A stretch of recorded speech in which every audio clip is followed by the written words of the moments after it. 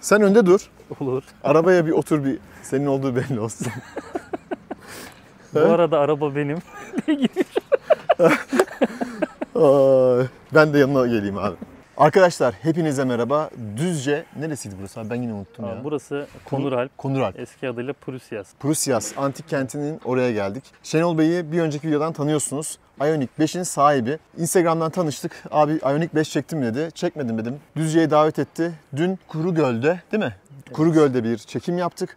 Bugün de buraya geldik. Amacımız bir yandan da Düzce'nin güzel yerlerini sizlere göstermek. Ben inanın Düzce ile ilgili hiçbir kafamda fikir yokmuş. Şu an 180 derece değişti yani. Gerçekten çok güzel. %5'ini gördüm. Evet, çok güzel bir şehir. Bu antik kentin de size bir görselini almak istedik. Zaten şu an çalışmalar da devam ediyor. Rica ettik biraz daha az sesli olması için diyelim. Sağ olsunlar, onlar da bizi kırmadılar. Şimdi bu arabanın bir hikayesi var arkadaşlar. Şenol Bey bu arabayla ekmek dağıtıyor. Evet. Yani koltukları yatırıp ekmek dağıtıyoruz. Abi biraz lüks olmadı mı bu, hani daha lüks arabalarda da dağıttın gerçi, onu da söylemiştin ama. Tabii daha lüks arabalarla da servis yaptık ama şimdi şöyle de bir durum var. Kapıma birkaç tane araç çekmektense işte yok panel vanı koy, ayrı bir araç koy, ailenle binecek ayrı bir aracın olsun. Bunların hepsi ayrı bir vergi demek, bandrol demek. Doğru. Hepsinin ayrı bir bakımı demek. Tek bir araçla hepsini yapayım dedim. Bu da hoşuma gitti. Aracın içindeki genişliği, o koltukları yatırınca büyük o hacmi, zaten şey oluyor, böyle bir Fiorino alsam. Değil mi? Tabii bunun kadar ekmek almaz diye tahmin ediyorum Doğru. koltukları yatırdığım zaman. Velhasıl kelam hem ailen için kullanıyorsun, evet, hem de işin için kullanıyorsun ve çok ekonomik. Ondan Aynen. da biraz bahseder misin abi? Şimdi bunu daha yeni aldım. Araç şu an 500 kilometreye yaklaştı. Ben bunun öncesinde Opel Corsa ile başladım elektrikli araç serüvenime. 27.000 kilometrede sattım aracı. Ama bu 10.000 kilometrelik olan süreci hesaplayarak gittim. 10.000 kilometre boyunca 8.500 lira elektrik faturam geldi benim. 8.500 lira. Aynen. Sadece araca ait mi bu? Tabii sadece araca ait. Bunun tamam. Aracı şarjı taktığım yerde başka hiçbir şey kullanmadım. Anladım. 8.500 liraya kaç kilometre yaptınız abi? 10.000 kilometre yaptım 10.000 net. kilometre. Aynen. Onun haricinde de normal diğer aracımla olan bir aracım daha var servis yapan. Hemen kilometrelerimiz yakında. Onun mazot faturalarına baktık. Tamam. O da 48.500 lira mı ne mazot faturamız gelmiş onda da. Çok yüksek. Aynen. O da yaklaşık aynı kilometre. Tabii bir de bakıma girdi. O arada 13.500 lira servise bakım ücreti verdik. Yani bence bayağı bir kar etmişim orada. Şu zaten sonra da elektrikli araç harici başka araca bineceğim zannetmiyorum. Yani benim de inanın yani şöyle aklım çok gitti bu arabaya. Şimdi gelirken de müzik sistemini test ettik. Evet. Daha doğrusu şöyle, Şenol Bey işte dün testlerde müzik sistemine bakınca merak etmiş. Dün akşam dedi işte bir kurcaladım, baktım ses sistemi güzel. Ben de onayladım. Gerçekten çok güzel de bir ses sistemi var. Bir araçta benim aradığım şeylerden bir tanesi ses sistemi. Eğer sizin için de bir öncelikse Ioniq 5'i kesinlikle tavsiye ederim. O zaman yalın, objektif, her zaman olduğu gibi güzel bir anlatımla inşallah ben testime başlayayım. Sonra sürüşte tekrar beraber olalım. Tamam. Çok teşekkür ediyorum katkılarından dolayı. Seni tanıdığıma da çok mutlu oldum. Aynı çok sağ şekilde ben de. Allah razı olsun. Her zaman olduğu gibi anahtar tasarımıyla başlayalım. Şık güzel bir anahtarımız var. Dünden de hatırlıyorsanız ya da bir önceki testlerden de hatırlıyorsunuz. Aracı uzaktan çalıştırabiliyoruz. Hold tuşuna bastığımızda araçta bir öncelikle kilitli olması gerekiyor. Mesela şu anda kilitledim. Hold'a bastım uzun süre ve araç çalışıyor. Camdan yansıdığı için şimdi tekrar yapıyoruz. Aracı çalıştırıyoruz. Camı açtık biz. Şöyle göstereyim size. Evet, ekran gelecek şimdi. Evet, ekran geldi. Araç çalışıyor. Klima sistemini şu an açtıysanız iklimlendirme yapıyor aracın içerisinde. Kapılar kilitli. Araca yaklaştığınızda tabii kapılar açılacaktır. Tabii çalıştırdığımız aracı hold'a basarak yine susturabiliyoruz. Bakalım ekran gitti mi? Bastım, gitti. Evet, çok güzel. Bu arada kumanda üzerinden camları açtık az önce. Şimdi bir de kapatayım. Kapatmayı da göstereyim. 4 cam birden açıldı ve kapandı. Araca yaklaştığımızda anahtar cebimde şu anda, kapıları açıyor. Fakat araçtan uzaklaştığımda ne yazık ki kapıları kapatmıyor. Bu eksi hanesine yazıldı. Fakat tasarım anlamında artı hanesine yazacağımız çok şey var. Kare bir tasarım dili kullanılmış. Ön tarafta gündüz farları, gece farları harika bir şekilde aydınlatma sağlıyor ve çok da güzel duruyor. Hemen şu alt tarafta açılır panellerimiz var. Bataryayı soğutmak için bu paneller ihtiyaç dahilinde açılıyor veya kapanıyor. Dönüş sinyallerini burada gördük. Park sensörlerimiz, Hyundai logomuz ve motor kaputu gerçekten çok heybetli. Araç böyle robotik bir tarzı var, bakışı var. Çok farklı duruyor. Hadi o zaman hemen şeyden de bahsedeyim. Bu isim nereden geliyor ondan da bahsedeyim. Ioniq kelimesi şuradan geliyor. İyon ve iconic. İyon biliyorsunuz atomun elektrik almış ya da elektrik vermiş hali oluyor. Iconic ise kişisel, böyle kendine has, kendine özgü, tek anlamında. Geldik şimdi jant tasarımımıza. Herhangi bir hava çıkışı görmedik. Michelin lastiklerimizi gördük. Prime'isi 4'ler var. 235, 55, 19. Hem yanaklı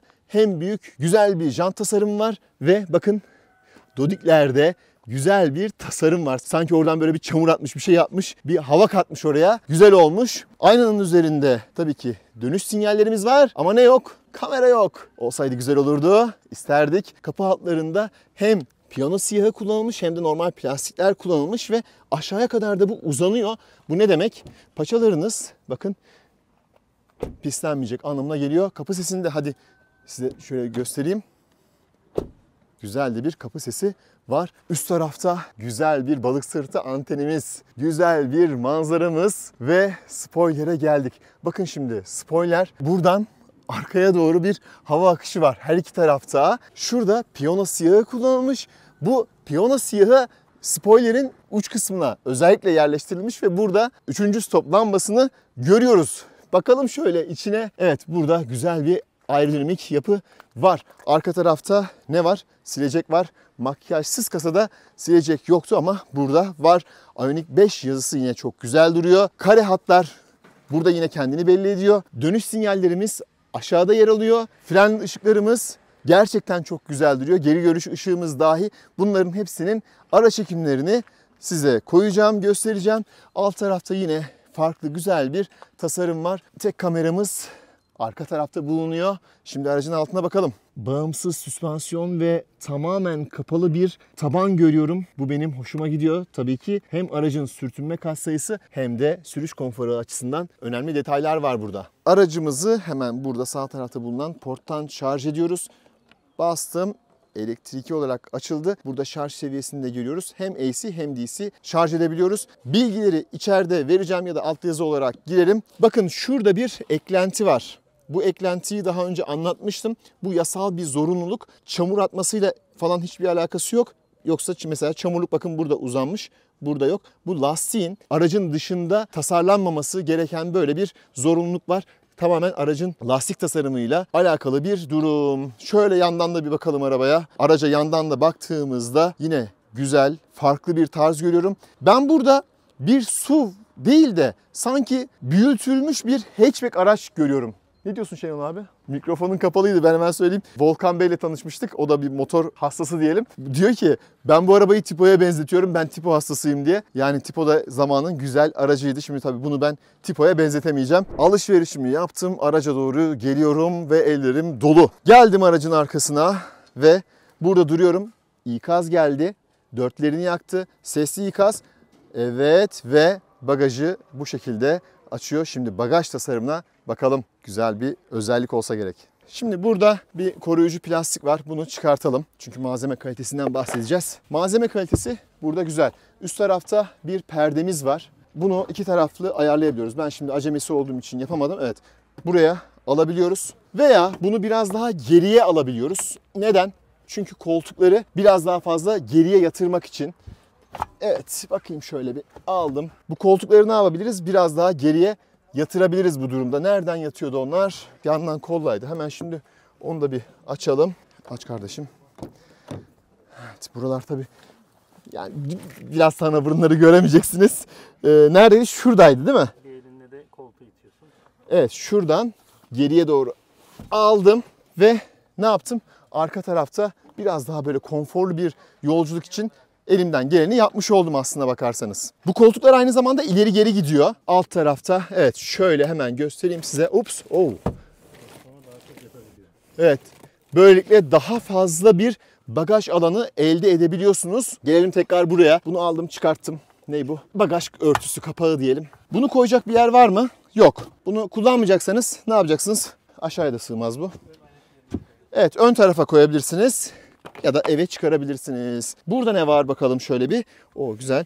Yine bir malzemelik var burada ve alt taraf kapatılmış. Ben tabii ama kurcalamayı severim.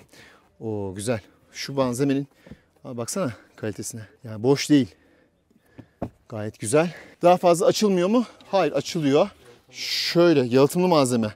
Evet, şurayı da alayım. Burada da arka tarafta da yine yani sen bayağı bir malzemeni zaten buraya koymuşsun. Zemin olarak ayarlanmıyor. Zaten bence o kadar ihtiyaç da yok. Gayet kullanışlı. Güzel. Aynen, her şey burada duruyor. Sol tarafta bir aydınlatma ışığım var. Kanca karşılığı 1, 2, 3, 4 şurada ve diğer tarafta var.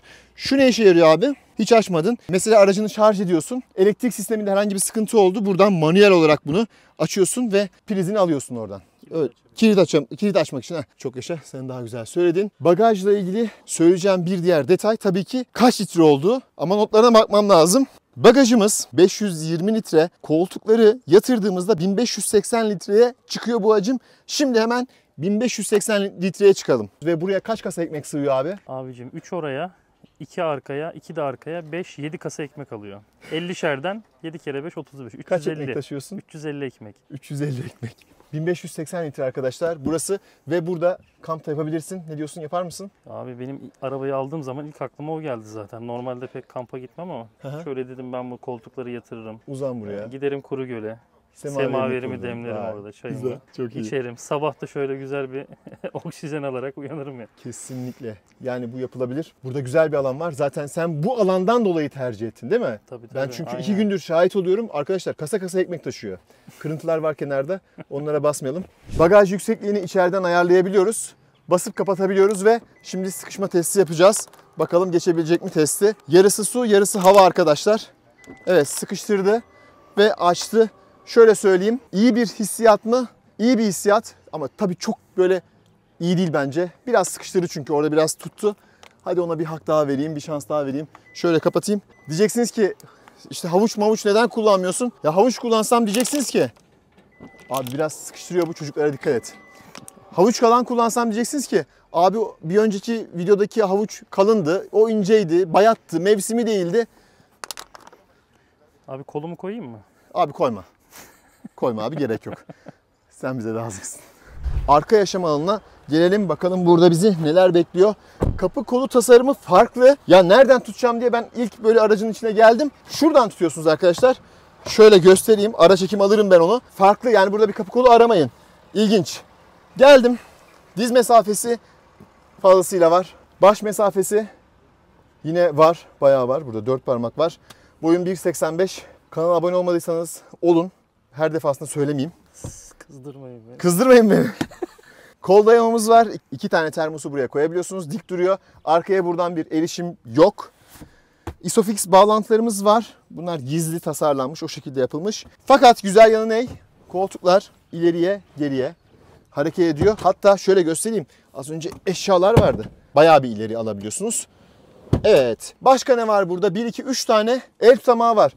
Hyundai. Ya dördüncü niye koymuyorsun ya? Ya çok ilginç abi. Bak bu 3. Hyundai testimiz. Şuraya bir gözlük kabı, el tutamağı yeri var. Yok yani, bizde yok. Bence olmalı. USB-C çıkışlarım var burada.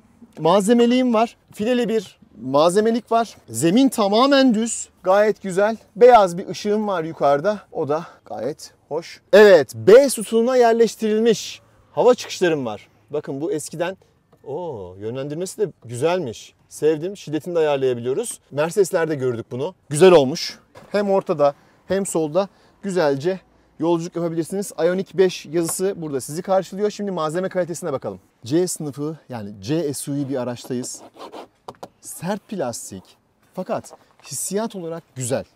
Hakkını yemem. El tutamağı işte böyle. Buradan tutuyorsunuz. Bu da farklı. Buraya malzemelerinizi koyabilirsiniz. Ambiyans aydınlatma yoktu değil mi abi? Yok. Koltukları işte buradan yatırıyoruz. Alt taraftan da ileri geri hareket ettiriyoruz. Hadi bir kapı sesine bakalım. Ama ondan önce ne yapacaktık? Camlarımızı açtık. Camlar tam olarak açılmıyor. Şurada bir yer kaldı ne yazık ki. Kapının sesine de bir bakalım. Güzel, beğendim. Tabii bu mikrofona ne kadar yansır onu bilmiyorum. Şimdi ön tarafa gelelim. Ön tarafta malzeme kalitesi arkayla aynı. Aynı yorumu buraya da yapacağım. Burada farklı bir malzeme yok. Hani üst donanımlarda burada farklı bir malzeme kullanılıyor. Fakat bunda o şekilde değil. Ben kullanışlı buldum. Fakat böyle ilk arabaya bindiğinizde bir el tutamağını arıyorsunuz. Hafızalı, elektrikli koltuklarımız var. Yan destekleri çok güzel. Bakın burada yine kare tasarım burada devam ediyor. Hyundai'nin yeni direksiyon tasarımını görüyoruz. Hemen şimdi içeriye geçeyim ve aracı anlatmaya başlayayım. Abi yine el aradım, fark ettin mi? Evet. Evet. Abi içerisi sıcak. Klimayı açalım hemen. Üflüyor biraz da. Abi toz olmuş tabii, ekmek taşınıyor. Şöyle ben bir...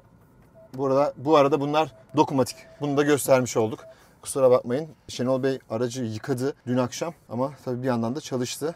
Çok teşekkür ediyoruz kendisine. Şöyle ufak ufak temizliğini alalım. Şimdi klima tuşlarımızı en azından size göstermiş olduk. Oto'yu aldığımız zaman bakın burada Auto Low, Auto High, Auto Medium olarak çıkıyor. Burada klimanın şiddetini ayarlıyorsunuz. Low'da kullanırsanız mesela daha az elektrik kullanır. Daha az enerji kullanır. Ben şu an çok terledim. High'da kalsın. AC yani klimamız açık. İç sirkülasyon otomatik olarak iç sirkülasyona geçtiği yerler var. Hava temizleme yaptığı pozisyonlar da var. Hadi onlardan da hemen bahsedeyim. Yukarıdan aşağı indirdiğiniz zaman böyle hızlı erişim tuşları var bu arada. Araç ayarlarından klima ayarlarına geldiğimizde burada farklı güzel özellikler var. Dahili hava sirkülasyonu dış havanın araç kabinine girmesini engelliyor.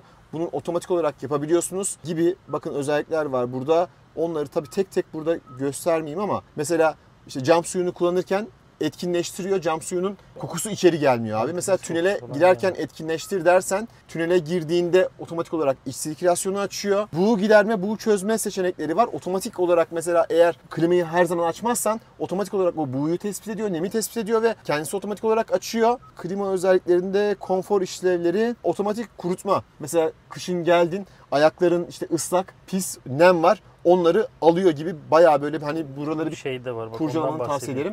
Şimdi yazın sıcakta klimayı kullandın, geldin. Evet abi.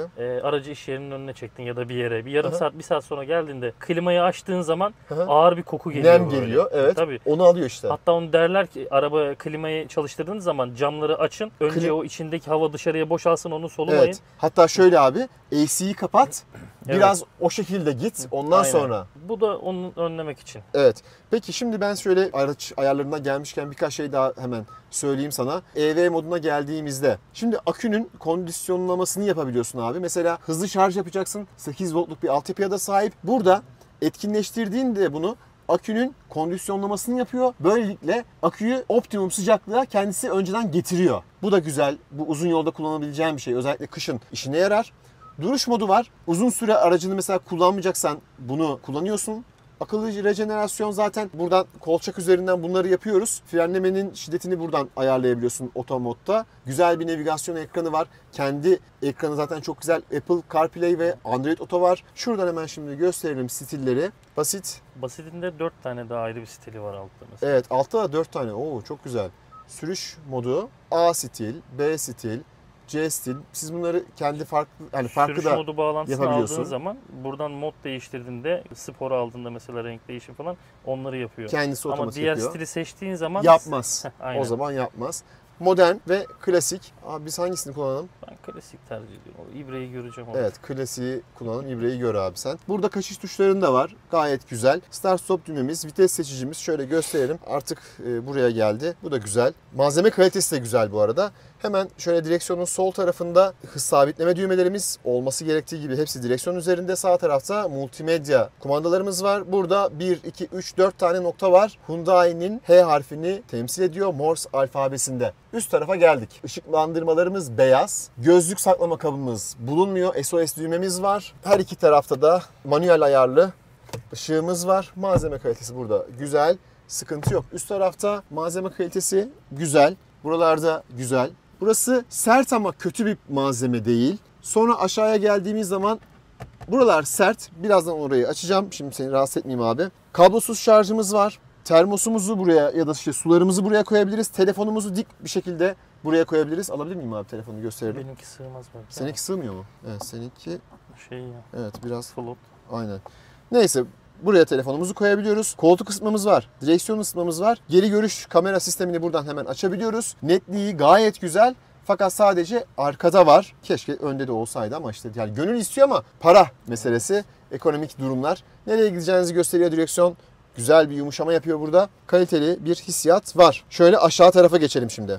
Far yükseklik ayarımız, ESP'yi tamamen kapatabiliyoruz. Uzun basmanız gerekiyor ve dikkatli olun. Çok güzel bir şekilde drift yapabilirsiniz. Bagajı açmak için ve şarj portunu açmak için de burayı kullanıyoruz. Auto hold özelliğimiz var ve park freni zaten pek hiç kullanmıyorsunuz. Çünkü otomatik olarak park frenini kendisi çalıştırıyor. Alt tarafa geldiğimizde pedal setleri keşke böyle bir alüminyum set olsaydı isterdim ama üst donanımda vardır muhtemelen. USB-C çıkışımız var. İstersek bunu sadece şarj etmek ya da Android ya da Apple CarPlay olarak kullanmak için de burada bunu seçebiliyoruz. 12 volt çıkışımız var. Burada yine bir malzemeliğimiz var. Burası düz. Mesela aracınızı park ettiniz. Şuradan eğer bacaklarınız sığarsa yan tarafa geçebilirsiniz. Burada da güzel bir malzemelik var. Burada da 2 adet USB-C çıkışı bulunuyor. Kol dayama hissiyatı güzel.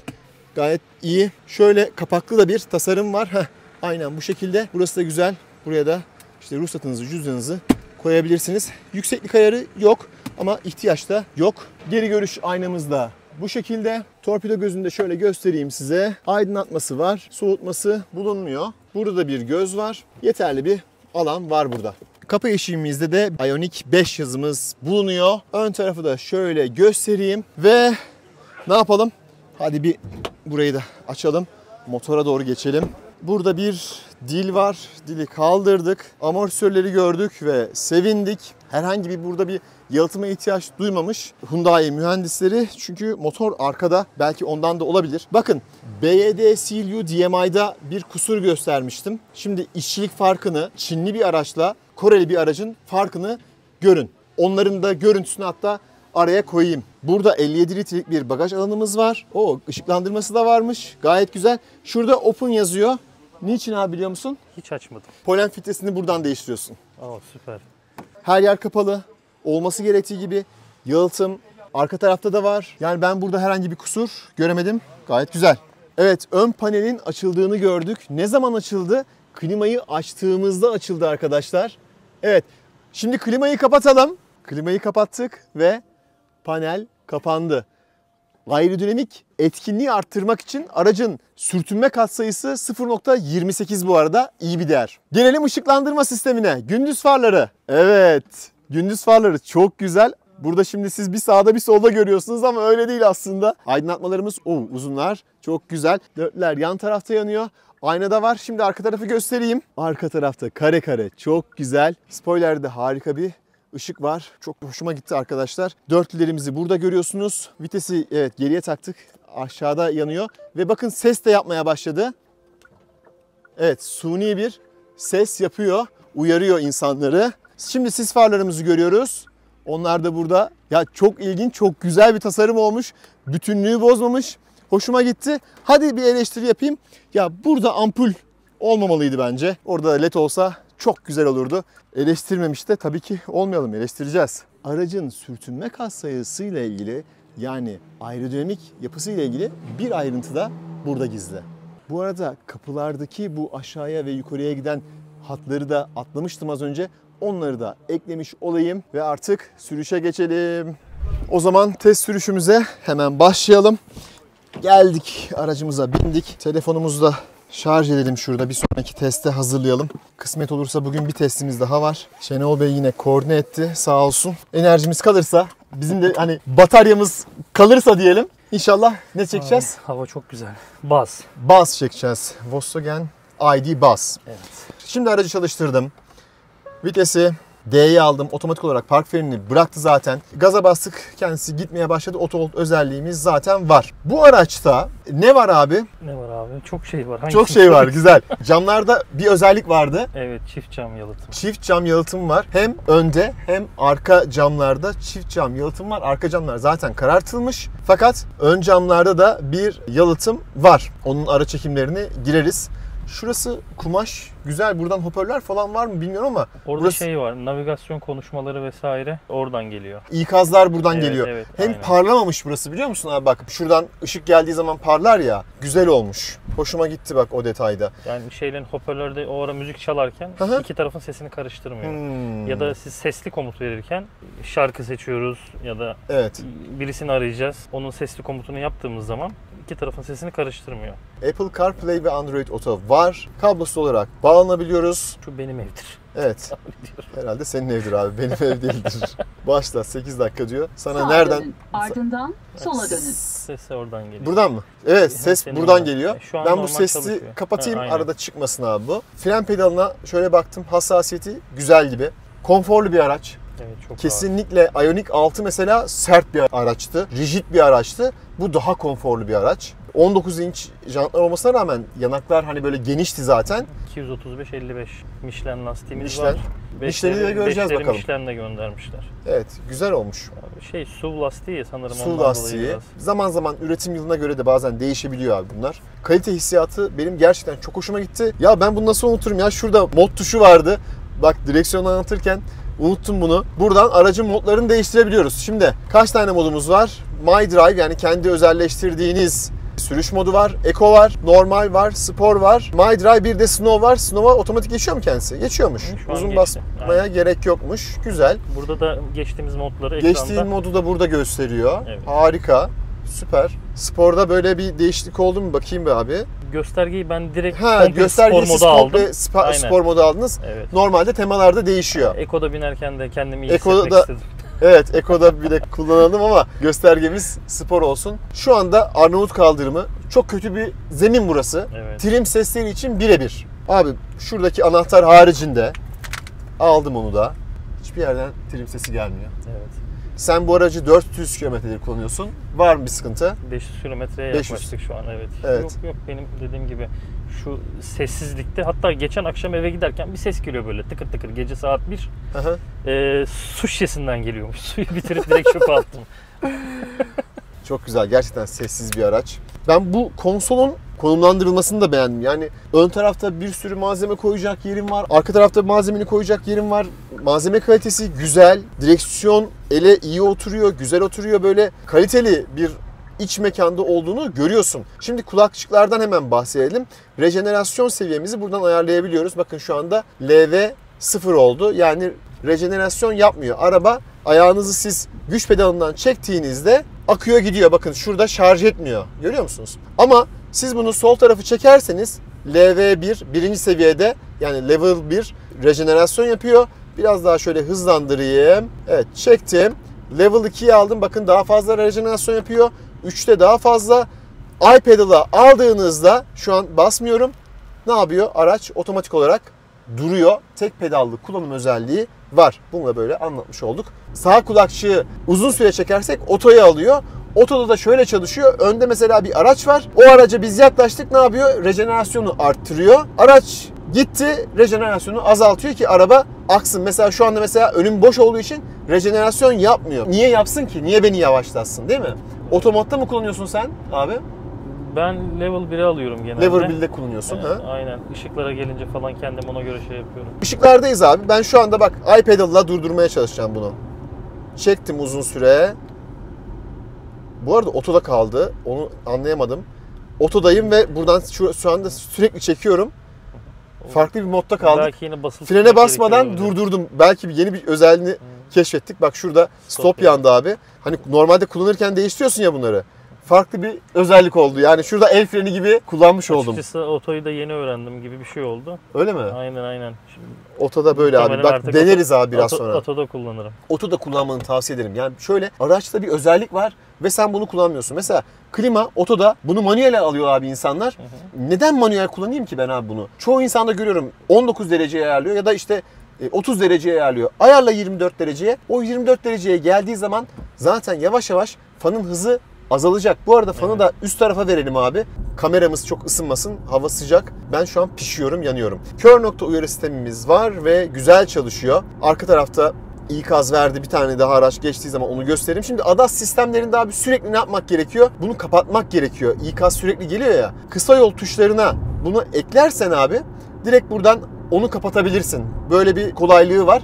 Veya şurada favori menüleri buradan seçebiliyorsun. Buraya bunları atayabilirsin. Böylelikle hemen ADAS'a girersin. Çünkü her kullanımda abi bunu kapatmak ihtiyaç hasıl oluyor diyelim. Müzik sistemini hemen değerlendirelim mi?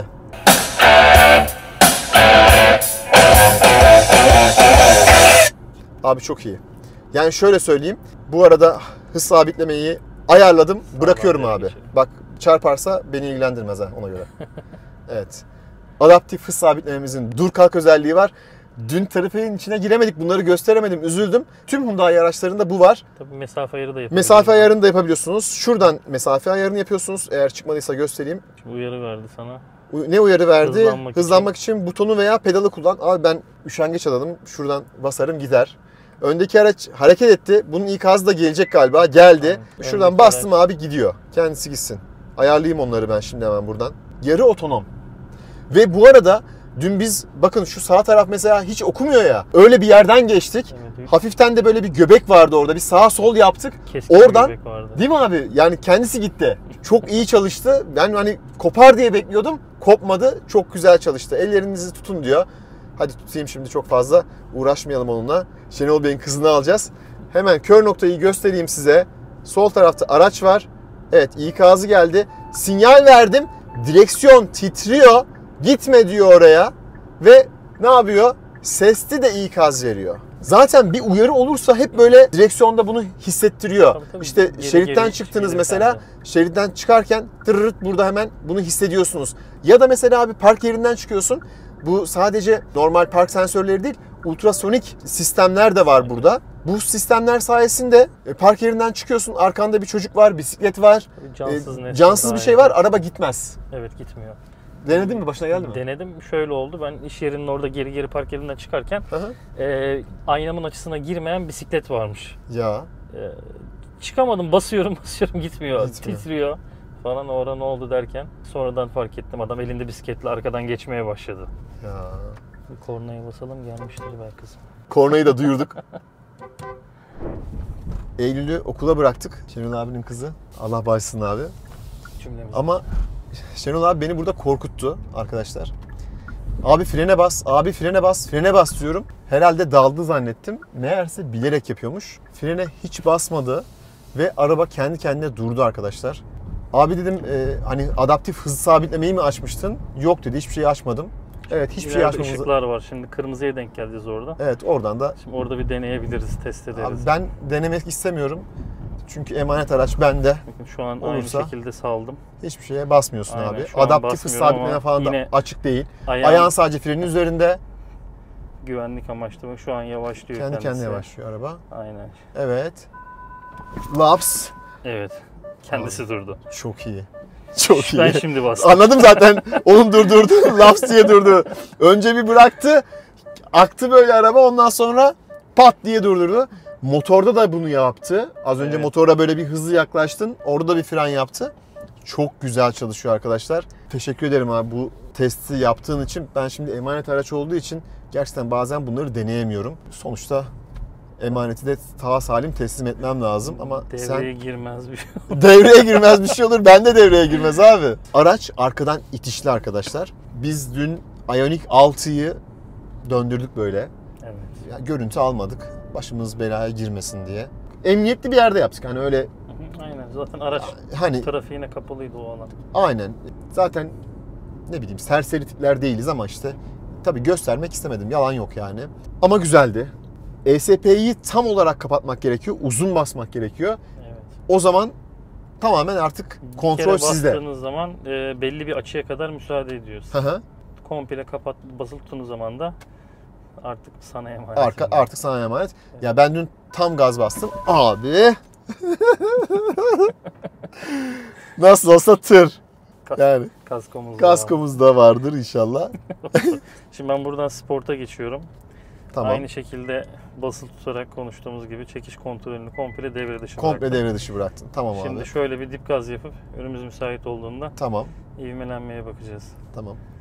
Ama çok güzel yanlıyor. Basıyorum. Bas abi. Oo. Çok güzel. Şu kadar bir yerde bile abi araba arkayı bırakma istiyor yani. Evet. Yani şöyle istiyor. Güç ve tork çok fazla çünkü. Hani hem elektrikli bir araba hem de arkadan itişli bir araba. Yani çok güzel bir hissiyat abi. Ben ilk defa bunu tattım. O torku, o gücü arka tekerleklerde görmek, hissetmek. Tabii böyle arkadan itişli olduğu zaman ön tekerleklerin tek işi yönlendirmek oluyor. Evet. Viraja girdin, gaza bastın, hızlanmasını istiyorsun. Bir yandan da yol tutmasını istiyorsun. Lastik hangisini yapsın? Yolu mu tutsun, yönlendirsin mi, hızlandırsın mı, yavaşlatsın mı? İşte arkadan itişli olduğu zaman bunu güzel yaşıyorsun. Bir de dün Ioniq 6'da falan test ettiğimizde 0-100'ü denerken Evet. orada söylemiştim ya sana, ESC'yi falan komple kapatalım. Yoksa kısıtlı veriyor gücü diye. Evet. Şimdi ben ESC açıkken yapsaydım burada hiç böyle antipatinajın falan devreye girdiğini göstermeden kısık Gücü veriyor. kesecekti. Kısık veriyor Kısık gücü. verecekti zaten. Böyle direkt şey veriyor. Böyle direkt Kapalıyken- tamamen veriyor. Aynen. Şu an asfaltta bunda sarmaz ama Evet. kapattım. Şu an mesela bak 70 ile gidiyoruz. Tepkisi Çok güzel. çok fark ediyor. Çok güzel. Bu arada ben aracın verilerinden de bahsedeyim. Evet, frenler gayet güzel. Hop! Abi çok bak iyi bir fren mesafesi elde edeceğiz. Abi sen test et, ben anlatayım ya. Vallahi benim de hoşuma gitti bu konsept. Ben çok güzel ekmek satarım. Sen iyi ekmek satıyorsun. Vallahi arabayı da sattıracaksın ha. Yani Hyundai'den reklam parası almamız lazım bizim. Reklam yapmıyoruz yani bu arada. Yeşil. Süper. Çok güzel. O torku hissediyorum. Tork bu arada 350 Nm ve 170 beygir. Güzel bir Şurada yine bıraktım. Değerimiz Bakayım var. çizgiyi görecek mi? yok görmedi abi. Bu sefer görmedi. Buna yakın bir şeydi ama sen açmadın ama ki onu. açmadım doğru Açmadın, ya. açmadın. Evet evet. Açmadın abi.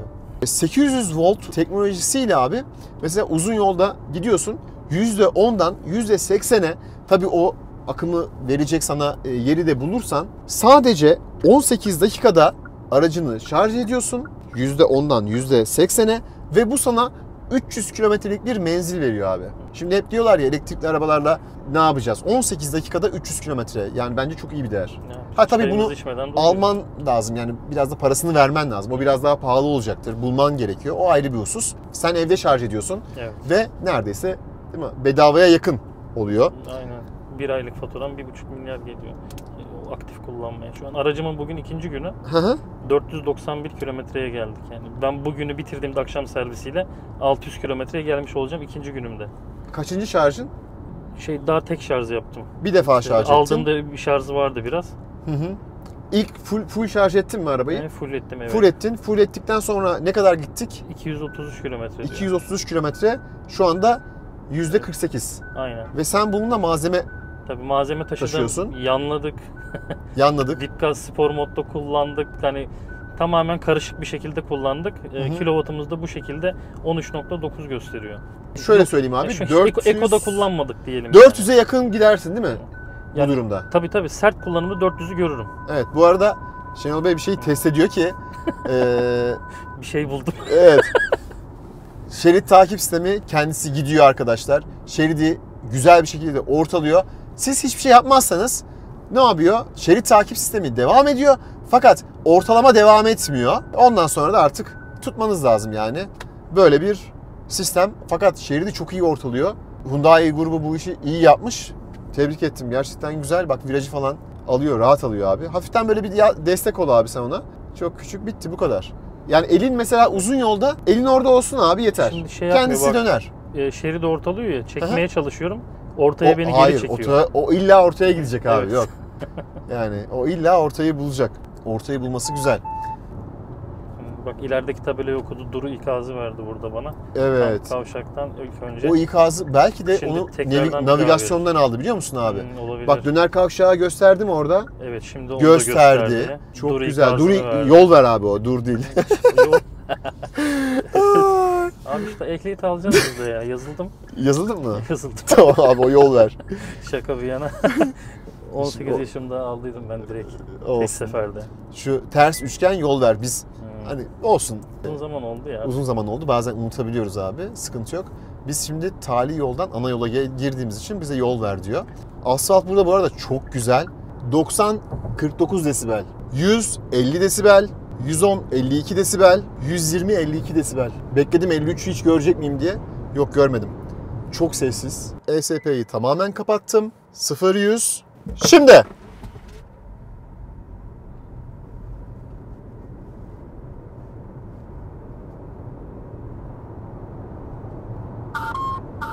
Fabrika verimiz 8,5 saniye. Biz 9,7 yaptık. Doğrulanmış zaman. Biraz fazla oldu. Ben yani iyi hissetmedim. Sen ne diyorsun abi? Yani biraz daha iyiydi sanki hissetmelerimiz ama Evet. bu 0-100'de o etkiyi alamadım sanki böyle. Rejenerasyonla birlikte o şey çok güzel. Ses de güzel geliyor.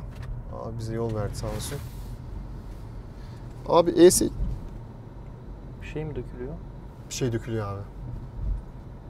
Şurada duralım.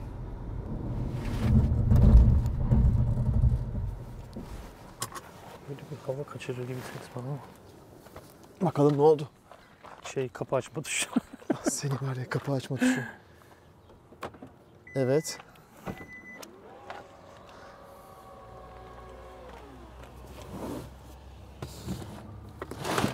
Şunun içinden bir radyo frekansı gibi bir şey deodorant. Aa, deodorant. Allah, deodorant. Benim deodorant ya. Kokusu geldi. Lan dedim ne oluyoruz ya? Radyo sesi gibi bir ses de geliyor gibi.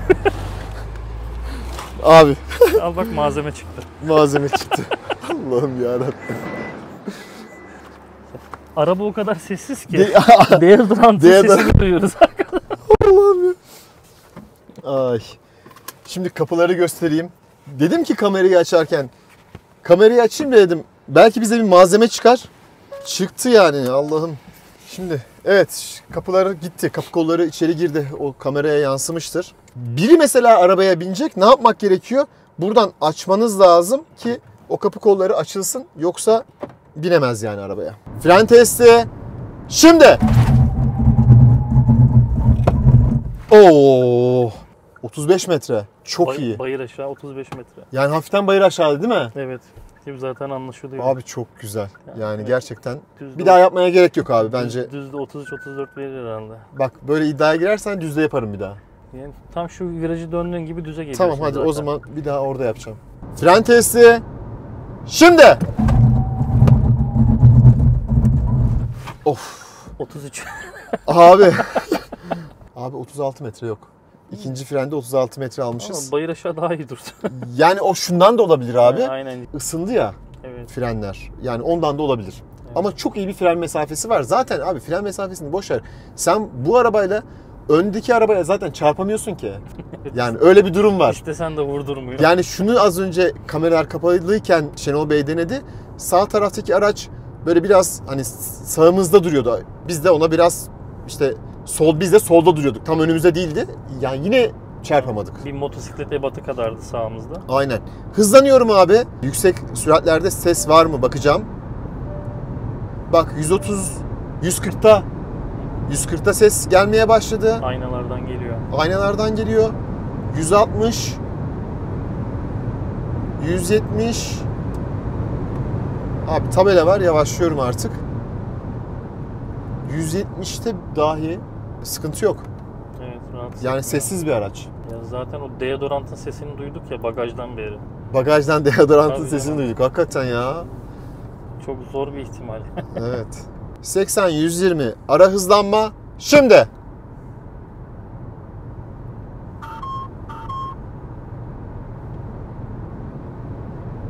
...6.77 iyi bir değer. Ara hızlanma değerleri çok önemli. 0-100'den bence daha önemli. Yani fabrika verisini az çok yakalıyor ama firmalar 80-120 benim bir standardım oldu. Bunu güzel bir şekilde test ediyorum. Ne yaktık ne ettik onları bir anlatalım. Şarj ettikten sonra 254 kilometre kullanılmış bu araç. 14.7 kWh harcamışsın ekmekleri dağıtarak ve 0-100'leri yaparak, yani bu ona dahil. Çok iyi bir değer. 12.9'du dün işte. Dün 12.9'du. Evet. Yani normalde fabrika verisi Yani onu da pek sakin de kullanmadık.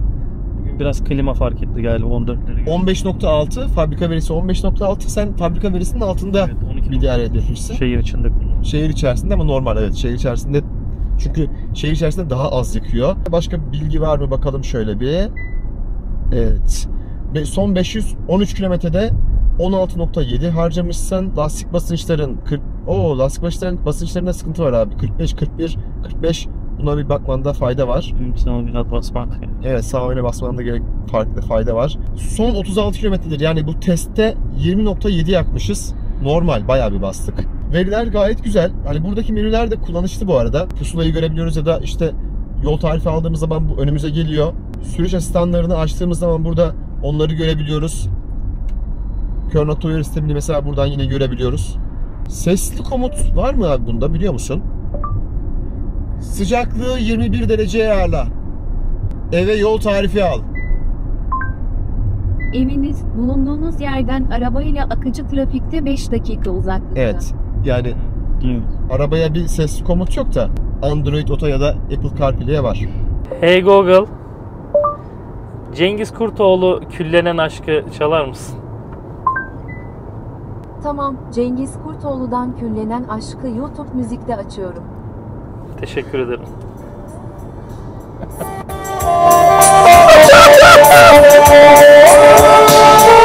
Şimdi öndeki aracı güzel bir şekilde takip ediyor. Adaptif hız sabitleme açıktı. Şuradan mesafemi ayarlıyorum. Uzak takip et dedim. Şimdi uzak takip edecek.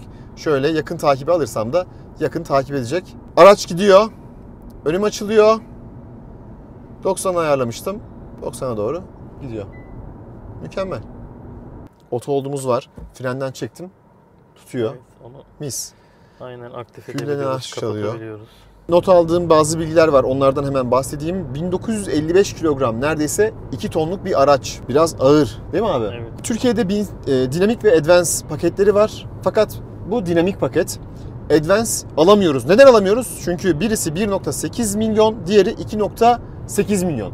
Hemen hemen işte 1.9 milyon ya da. Advance pakette neler var? Hareketli orta konsol var. Şu konsol ileri geri hareket ediyor. Ambiyans aydınlatma var. Piksel LED ön farlar var. Panoramik cam tavan var. Solar ön cam ve ön kapı camları var. Onun haricinde her şey zaten, güvenlik falan her şey aynı.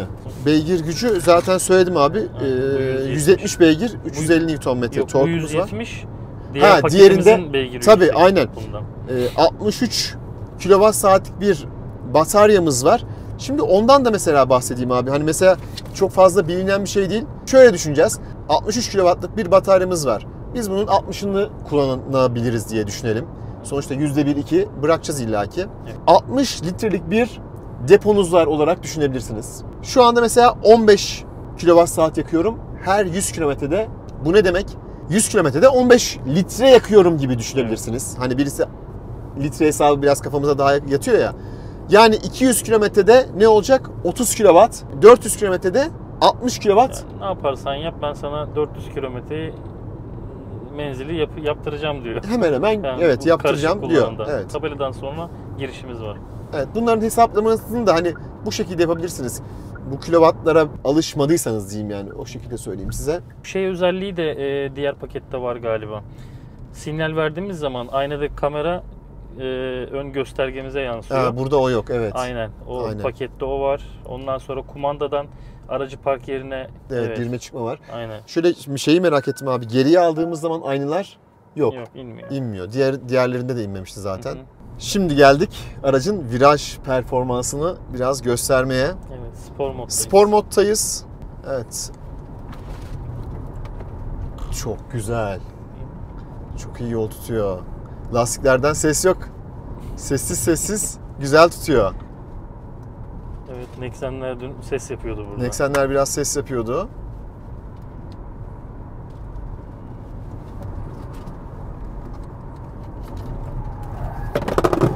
Of be! Valla o yapışkan artık özelliğini kaybetmiş herhalde. Senin arabaya denk geldi yani. Ama Evet. çok güzel. Çok güzel yol tutuyor ya. Yatmıyor da. Bak, hem konforu hem de sürüş dinamiğini çok iyi harmanlamışlar bu arabada. Yanaklar 55 yanak olduğu halde. Evet. Yanak incelince biliyorsun 45 var galiba şeylerde. Evet. Altılarda. Evet. Çok iyi bir performans elde ettik. Konfor anlamında ben hani ya bu araba işte sert hiç demedim ve güzel gittik yani. Daha fazla zorlamaya gerek yok. Şimdi dönelim. Manzara da efsane. Ben dün gece burada gelirken yolda tilkilere denk geldim. Öyle mi? Tabii benden önce de o görüntüleri almışlar. Vay. Ayıya denk gelmişler. Allah. Tabii onun için diyorlar burada hani böyle yalnız ormanın içerisine girmeyin Girmeyin genelde. diye. Aynen. Abi çok doğanın içi ya. Çünkü yavru ayılar da var. Aynen. Anne ayılar ondan dolayı daha hırçın oluyor. Bu güzel manzara eşliğinde aracı hem biraz şarj edelim aşağı inerken. Şöyle rejenerasyonu bak, şu an otoda mesela abi hızı tutuyor, bak eğime göre kendisi ayarlıyor. Diyor ki Burası iyi bir yol değil. Sürekli dönüyorsun sağa sola. Belki haritadan alıyor bu bilgiyi. Bunu bilmiyorum bak. Bu otopozisyonun navigasyon bilgisi vesaire, hani kullanım kılavuzunda böyle şeyler yazıyordu. Olabilir. Bak gayet güzel. Bak hiçbir şey yapmıyorum. Ne frene basıyorum ne gaza Virajı basıyorum. döndükten sonra biraz aracın hızlanmasına müsaade Rejenerasyonu ediyor. arttırıyor değil mi? Azaltıyor. Azaltıyor. Viraja Aynen. girerken Bu arada aracı bak, yavaşlatıyor. Bırakıyorum. Bak ne kadar güzel dönüyor. Evet. Derken Burada toprak derken gelmiş burada çizgimize. topraktan dolayı görmüyor. Aa, ben açmamış mıyım bunu? Yok, açıktı. Açık değil mi abi? Şimdi açık. Şimdi açık. Bir şurayı deneyelim bakalım Aynen. dönecek mi? Dönüyor. Burayı görür. Aynen. Güzel. Evet, sürati de böyle ayarladı. Sabitlemeyi falan ben hiçbir şey ayarlamadım bak. Emniyet bir 40 şekilde indiriyor. 40'ı geçmiyor. Şimdi biraz ayağımla hızlandırayım, bakayım ne olacak abi. Yine otodayım. Bıraktım. Şimdi bir de bıraktığım hızla mı gitmeye çalışacak? Evet, yakınım. Yakınım. Çok iyi. Abi güzel döndürdü. Vallahi Gerçekten tebrik güzel. ettim yani. Evet. Şimdi biz toparlayalım. Lafı da daha fazla uzatmayalım. Aynı şeyleri 3 defa söylemeye gerek yok. Ben önce senin yorumunu alayım mı abi? Öncelikle bir de hayırlı olsun diyelim tekrar. Çok teşekkür ederim. Şimdi aldığıma çok memnun kaldım aracı. Yani bir 500 kilometredir kullanıyorum. Yani iyi ki almışım diyorum. Baktım birkaç araç vardı. BYD'ye gittim. Megane E-Tech, ona baktım. Komşumda da vardı. Onun haricinde elektrikli Kona'ya da bir ara meyillendim. Tipi hoşuma gidiyordu. Ama Ioniq 5'i aldığıma çok memnun kaldım. Yani iyi ki de diğerlerinden almamışım. Özellikle tasarımından dolayı. Yani farklı bir araç istiyordum. Diğerlerinden de piyasada çok var. Özellikle BYD Düzce'de çok satıldı. Bayağı bir var yani. Belki BYD ile BYD birbirine çarpabilir. Kaza yapabilir yani. O derece bir yoğunluk Ya. var. Trafikte denk gelip. Çok var BYD gerçekten Düzce'de. Özellikle Sen biraz da o SUV'dan. farklı da olmak istedin o Tabii zaman bu tabii arabayla. farklı olmak Evet. istedim. Değişik bir görüntü. Sırf onun için Ioniq 6 alacaktım. Adından da belli. Hani Ioniq zaten şahsına münhasır demek. Kelime anlamı. Çok Evet. değişik şeyler öğreniyoruz. Estağfurullah. Sırf bagajından dolayı da hani bunu tercih ettim. Daha doğrusu Ioniq değil de Iconic demek. Yani Iconic. Ion ve Iconic iki kelimenin birleşiminden geliyor. Tabii birkaç şeyim oldu. Şimdi ben 6'da da 6 alma durumum da vardı açıkçası. Bu birkaç nedenimden bir tanesi bagaj, bir tanesi onun 151 beygir, bunun 170 beygir olması. Ondan sonra bir de 5'in menzilinin altından daha uzun olması. Yani 3 tane artısı oldu bana bunun. Gayet güzel. Memnunsun. Memnunum. Şimdi ben de hemen bir özetleyeyim. Konforlu, konforlu olduğu kadar iyi yol tutabilen, aynı zamanda güvenli, ailenizi güvenli bir şekilde taşıyabileceğiniz çok iyi bir araç. Arkadan itişli olmasıyla ara ara yaramazlıklar yapabileceğiniz bir araç. Yüzü gülüyor. Benim de yüzüm gülüyor. Ya ben bu araçtan elektrik aldım, onu söyleyeyim yani. Evet, ufak tefek eksikleri var. Nedir işte, sunroof yok, ambiyans aydınlatması yok. Ama onlar artık fiyatla ilgili hususlar. Sunroof trim olayından dolayı benim için bir artı aslında. Senin için belki de bir artı. Aynen, çünkü araç çok sessiz, sunroof olup da sesi yapsaydı Üzülürdün değil mi? Aynen. Yani müziğin sesini açacaktık mecburen. Evet. Çok Bir sessiz şekilde. sessiz gidiyorsun. Evet. Ondan sonra olması gerek dediğim araçtan uzaklaştığım zaman kapıları kilitlemesi. Hah, o bir dezavantaj Büyük abi. bir dezavantaj. Tek tuşla Eco moduna geçmeyi çok isterdim normalde. Niye abi? Basıyorum ben şimdi mesela sınava geçiyor. En son geçiyoruz yani Aynen, Eco'ya. en sona geçiyorsun. Aslında ilk geçmemiz lazım Eco'ya. Evet. Ama bunu da şey olarak kendi sürüş stilimize tek tuşla geçebiliyoruz. Hı hı. Onu ayarladım kendime. Direksiyonu sporta aldım. Aracın komodu aldım tasarruf olarak da. O şekilde kullanıyorum. Onu da öyle açtık yani. Anladım. Direksiyon ısıtma var. Bu kışın bunu çok kullanırsın. Koltuk ısıtma var. Evet. Arka tarafta güzel bir yaşam alanı var. Güle güle kullan. Hayırlı uğurlu olsun. Teşekkür ederim. Bana bu imkanı sağladığın için çok teşekkür ederim. Arkadaşlığımız, dostluğumuz en başta sadece Instagram'da birbirimizi beğenmekle başladı. Evet. Çok teşekkür ediyorum desteğin için. İnşallah bundan sonra da görüşmelerimiz devam edecek. Tabii devam edecek. Belki Düzce'ye taşınırsın. Bilmiyorum. Vallahi belli olmaz. Ben İstanbul'dan kimle tanıştıysam yani taşınan oldu ve şu an halihazırda ev bakanlar var. Ya. Yeni evini satın almış. Oradaki iş hayatını düzene sokup buraya taşınmak isteyenler var. Arsa alıp içerisine böyle bir mini konteyner tarzında ya da karavan koyup hafta sonları Düzce'ye gelen arkadaşlarım var. Hani bunlar normalde Düzce ile alakası yok. Benim Evet. vasıtamla Ben buraya çok gelip beğendim Düzce'yi. burayı görüp tamamen böyle hayat şeylerini, düzenini değiştirenler var. Çok güzel. Bu arada sen de hem kamerayla ilgili ayarlamalar olsun. İşte 2 gündür seninle beraberiz. Evet. Emeği gördün. Sağdan mıydı abi? Sağ ol. Evet, sağdan. Emeği gördün. Bu emek karşısında arkadaşlardan ben abone olmalarını istiyorum. Bence bu kanal abone olunmayı hak eden bir kanal. Hak ediyor. Dün biz kaçta buluştuk? 9.30'da mı buluştuk? Öyle bir şey oldu herhalde. Evet. İkinci aracı bitirdiğimizde saat 7.30'tu yani. Evet. Bu sadece çekimini bitirdiğimizde. Tabii daha bunların editleri yapılacak vesaire vesaire. Evet, destek olan herkese çok teşekkür ederim. Abone olmak ücretsiz arkadaşlar. Gazeteye abone olmuyorsunuz, dergiye abone olmuyorsunuz. Orada bir tuş var, ona basıyorsunuz. Videoları hype yapıyorsunuz, beğeniyorsunuz. En güzel katkı bu. Bir sonraki videoda görüşünceye dek hoşça kalın, sağlıcakla kalın.